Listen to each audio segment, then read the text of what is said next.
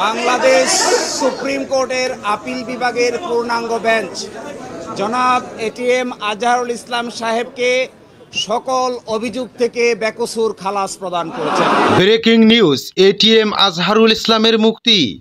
রোমাঞ্চকর ঘোষণা। এই মুহূর্তের সবচেয়ে বড় খবর, প্রতীক্ষার অবসান ঘটিয়ে অবশেষে মুক্তি পেলেন এটিএম আজহারুল ইসলাম। দীর্ঘ জল্পনা কল্পনার পর জামিন পেলেন তিনি। দেশ জুড়ে যখন আলোচনা তুঙ্গে, ঠিক তখনই এলো এই চাঞ্চল্যকর খবর।